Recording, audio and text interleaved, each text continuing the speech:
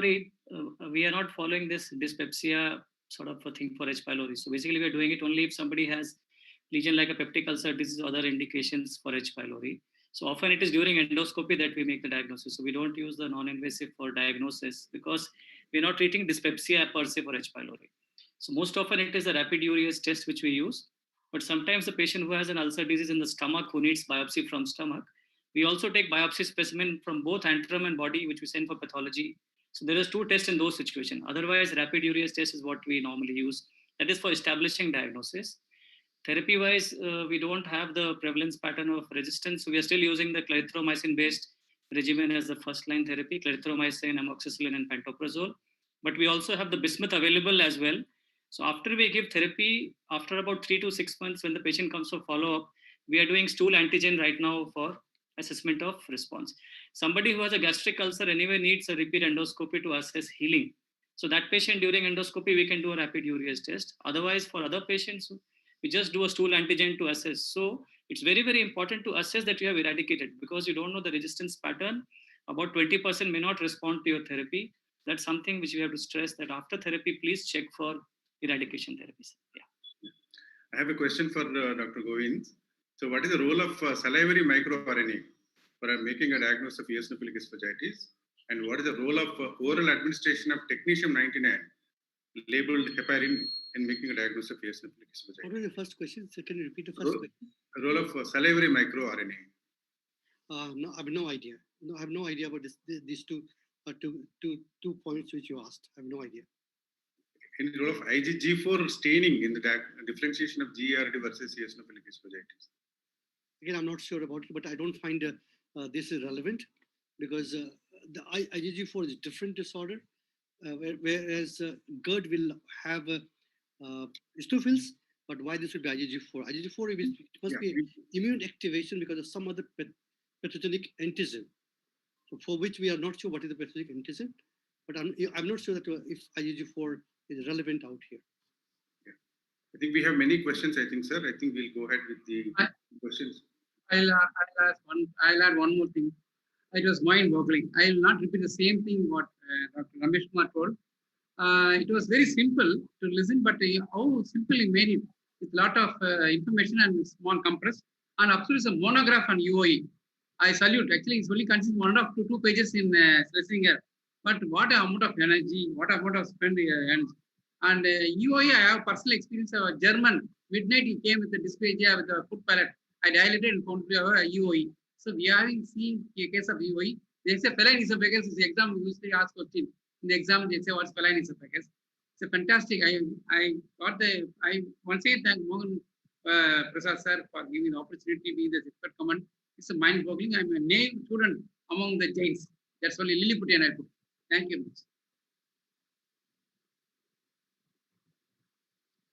Thank you, ARV sir. Over to Setu Babuji and to Prasad Iyer for both of them to take forward this discussion.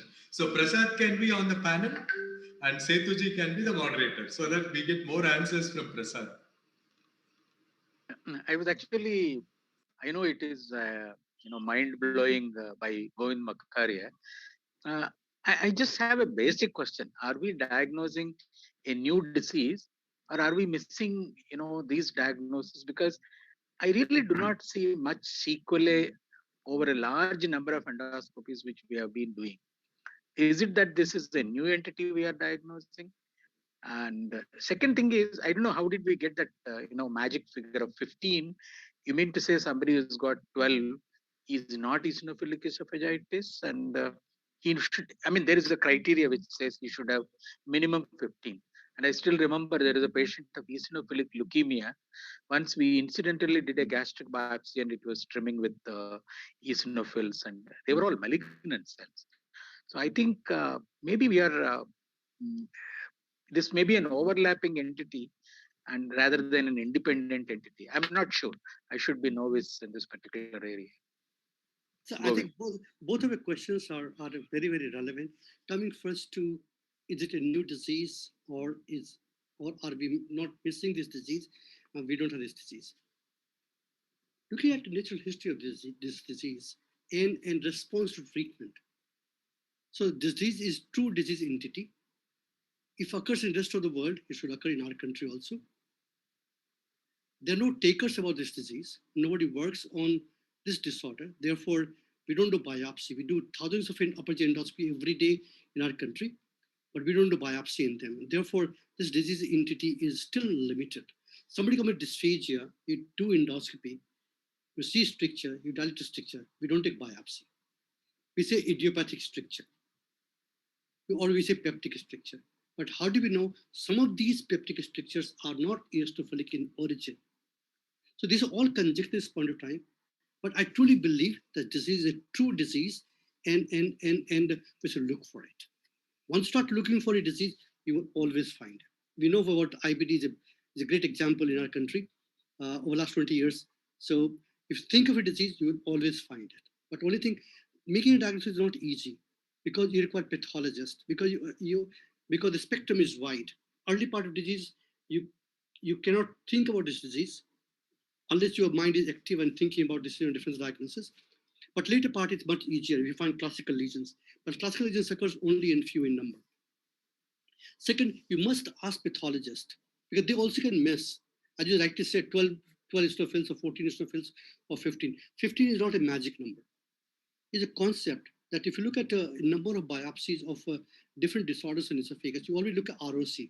What is the highest, what cutoff you say that you are likely to be right in terms of its sensitivity, that you pick up more patient, and also its specificity, that you don't misdiagnose somebody as a eosinophilic disorder.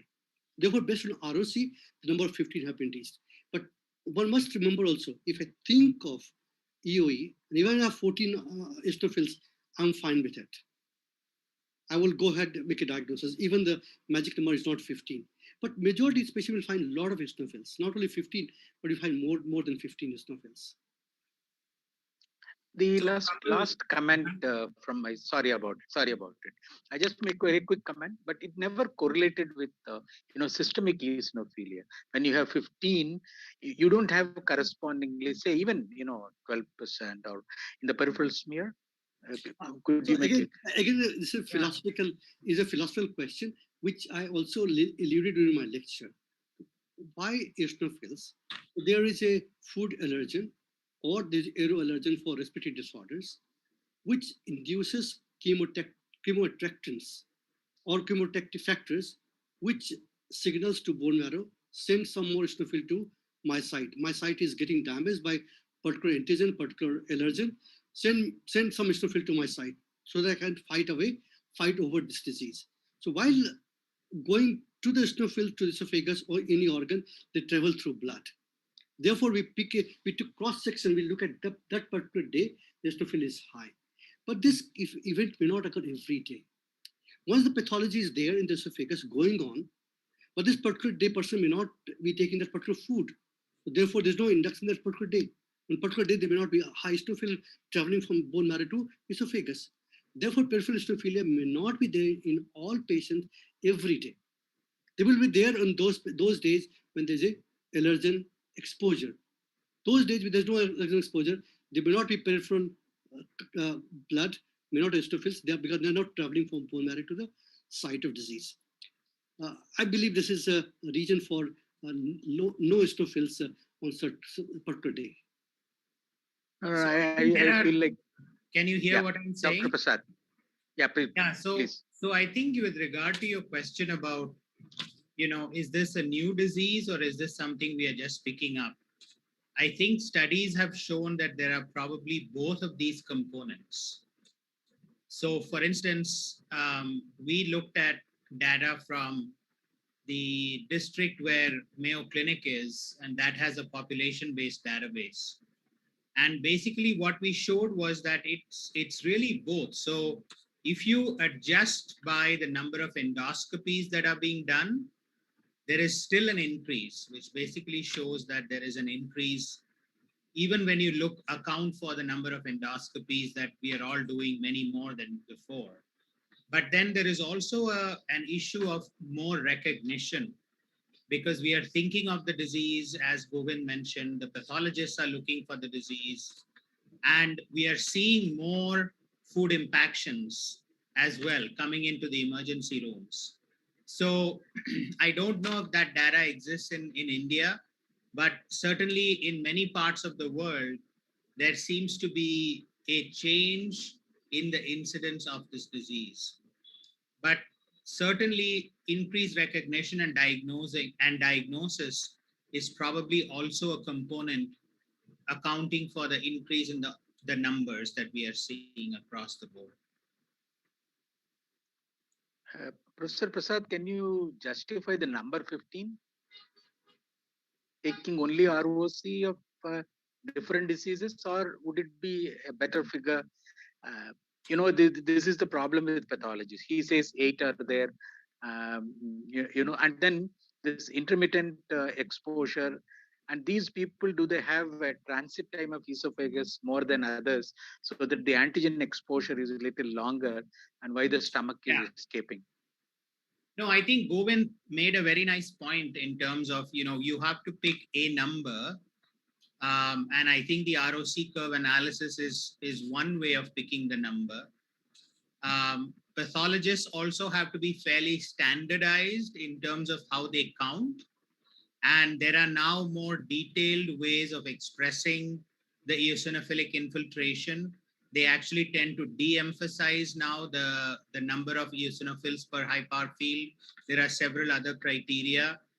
And your point about 15 being some kind of a absolute threshold is very well taken, because there are cohorts of patients wherein they may have 10 eosinophils per high power field, but they meet all classic criteria for eosinophilic esophagitis.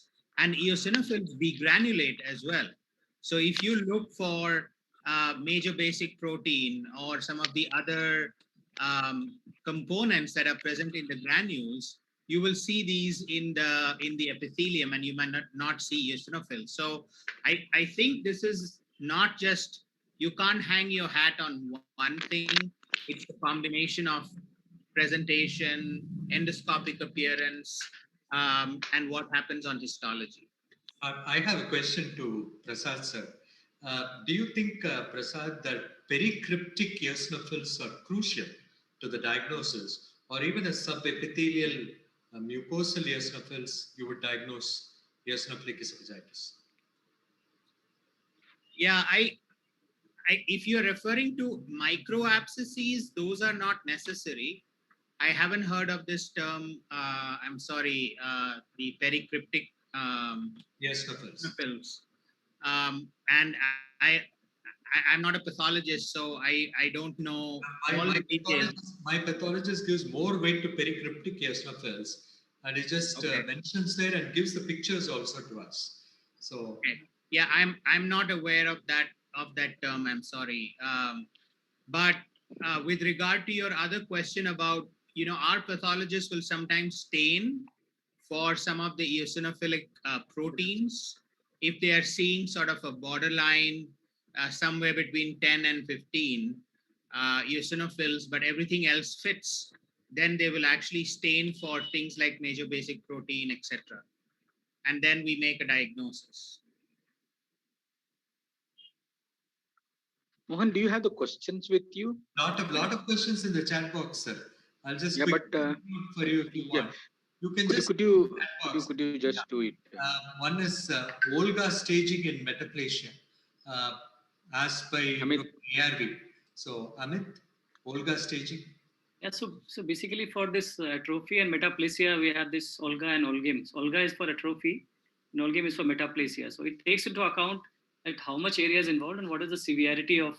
So this is under the realm of pathologists basically, but they look at the, it's like a visual scale to grade the severity and also look at the amount of area which is involved. And based on that, there's stage 1, 2, and 3 and 4. So if somebody has stage 3 and 4, then the risk of progressing to a higher grade lesion is more compared to stage 1 and 2. But again, in practice, I don't think people are doing it because the surveillance is not, there's no proper surveillance guidelines of now. So why you want to do it if you don't have a surveillance system in place? So only if you're going to plan surveillance, then you should sort of ask for this Olgim or Olga staging. Actually. And I think with time goes, with more evidence coming up and patients, with more better technology endoscopes, I think it may become a part of practice, but not yet. Harsha Ganta from Hyderabad also had asked the same question. on Olga versus Olgan. That is what we had discussed. And Damodar Krishnan from Chennai, sir, these new ESG guidelines mention extensive gastric metaplasia as both antrum and body. Is it different in other guidelines? Yeah, so the one which I was referring to, the British, I think if you have it in body, it is considered to be suggestive of extensive, because body is normally, antrum is where it is in limited. So normally it may spread from antrum to body. But if you have it in body, it is considered extensive actually. That's how it is. Nikhilesh from Hyderabad, what about autoimmune gastritis resulting in intestinal metaplasia? How to evaluate? So again, for them also, again, there are no standard guidelines, but those patients can also be kept on a 3, because there you'll find metaplasia mainly in the body, and their atrophy or metaplasia will be there. And those patients also, the recommendations, although there are no standard recommendation, but they may be kept on a 3-yearly surveillance, because there also the risk of malignancy is higher in those groups. But as I said, as of now, we don't have a strong recommendation saying that we should do surveillance for any of these lesions right now. These are patients with high risk of gastric cancer. Whether surveillance improves survival, we don't know. But I mean, maybe we can discuss with the patient, and then if the patient agrees, we can put them on a surveillance. We will ask Dr. Prasad also what his opinion is on this. The metaplasia which you are seeing now often in pathology report or this thing, do you keep them on a surveillance? What do you do for those patients? Yeah, so I think the recent AGA guidelines that came out really talk about more frequent surveillance in people who have a family history of gastric cancer, people who are from areas such as the Eastern Asia, where there are higher rates of gastric cancer. There you could perhaps put them on once a year, but the others, in the absence of dysplasia, every 3 years should be plenty. Amit, I want to ask some very Yes. interesting question. Yes. Actually, 1/3 of our, esophageal malignancy are adenocarcinoma, and 2/3 should be roughly squamous. You think all those adenocarcinomas which happen in the lower third could have been pre-existing Barrett or Barrett-like? Or again, I belong to the old-timer group where I thought, again, Barrett's is difficult to diagnose, uncommon to diagnose, or we are under-diagnosing, or even missing some of them actually as esophagitis. So, sir, because we don't have a proper program for detecting Barrett's and following up those patients, it's very difficult to comment on this whether these are de novo cancer or they are coming in the Barrett's. Because until we have that sort of a data to say that how much is Barrett's in our community, and if there is no follow-up data, so it's probably guesswork, but it's difficult to say whether these are de novo cancer or they are arising from Barrett's. But I'm sure some of them will be from Barrett's, sir. It's just that we can't give a figure to it as of now, based on what we have in our country. No, because none of them have any complaint before, even probably not even dyspeptic there. I mean, I don't know how Dr. Prasad would say some of these, those Barrett's which are turning into malignancy, they have been symptomatic with Barrett's for a few years before they become malignant. Is that true, or am I overdiagnosed? Yeah, I think I would maybe preface that by a study that was done by Dr. Bhatia, I think, where I think she systematically examined patients coming in for upper endoscopy, carefully looking at the landmarks. So looking for the Z line, looking for the top of the gastric folds. And I think she reported a fairly significant prevalence of Barrett's, I think in the range of maybe 3 to 5%. I don't remember the exact number, but that is one study from, I think, Bombay. And again, it may indicate the fact that perhaps paying closer attention to the area of the G junction, which is oftentimes not the reason why these people are having endoscopy. And they might not be sedated, they might be, retching. It might be hard to actually examine the area unless you see a very, very long segment. So there might be a proportion of patients who are being missed. That certainly does exist, could exist, I should say. With regard to do all adenocarcinomas arise in Barrett's, I think most do. That's the consensus in the field. Is there a type of adenocarcinoma that might arise without Barrett's. One of my own colleagues has described those cancers, and he thinks that those cancers are more aggressive, they have poorer prognosis, but we still don't have a precursor for those lesions. And there is also the thought that the cancer might just be overgrowing the Barrett's. And by the time it is advanced, you don't know where it grew in. But I think there is fair amount of consensus that most adenocarcinomas would arise in an area of Barrett's at some point. There is one question from Akash Mathur from Lucknow. What to make of a disease with endoscopic finding typical of eosinophilic esophagitis, but multiple biopsies not meeting diagnostic criteria for eosinophilic esophagitis? Same. So this question was just discussed with Setu Babu and Prasad. Dr. Prasad also has responded to that. That if you suspect, the number probably wouldn't matter. Probably I would repeat a biopsy once more or twice more to confirm that we are not missing. The point here to note that there should not be eosinophils in the esophagus normally. If there are eosinophils, there must be some factor which attracts eosinophil to esophageal mucosa or esophageal deeper layer of esophagus. There has to be a reason for that. Therefore, if you have a features of say rings or furrows, it means there is a pathology, and probably will repeat biopsy for more representative area. The point again I want to highlight here once more that once you take biopsy, the biopsy should be adequate. If biopsy is not adequate, you won't find anything. What we do in our country, that many times we use biopsy forceps, reuse or reuse biopsy forceps. The biopsy forceps may not have enough sharpness to cut the good amount of tissue. So use a new forceps and get biopsy. Dr. Prasad, it might look odd to you, but this is what we do in our country. That most of the time we reuse our biopsy forceps for multiple patients after sterilization. That may be one reason that you don't find good biopsy and therefore this biopsy are inadequate. Yeah, that's the other thing to also remember, that you should be taking about I'd say 8 biopsies. And you should be sampling not only the distal esophagus but also the mid esophagus. So sampling is also an important thing, and you have to get an adequate number of biopsies as well. Can I add on? I'll ask a question to both Govind and Prasad. So is it possible to diagnose eosinophilic esophagitis without doing an endoscopy?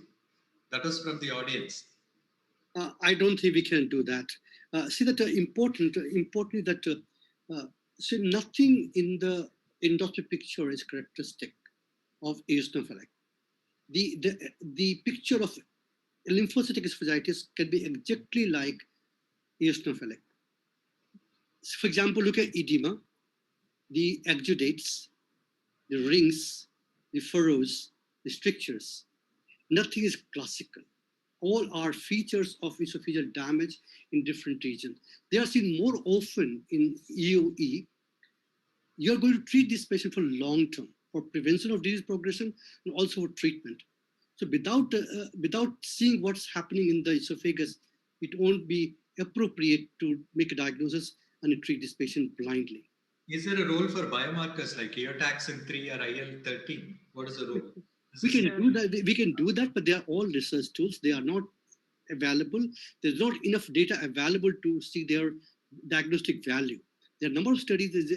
Since we know that the EOE is now a new disease, a lot of interest is happening. A lot of groups are working in this disorder. Not very many groups, only a few are working. But again, with time, more and more groups are joining into resolving the biology of this disorder, finding biomarkers, non-invasive biomarkers. So where these parameters are found to be useful, but again, we don't have enough diagnostic accuracy to bring them to clinical use at this point of time. So I'd just like to make maybe one comment.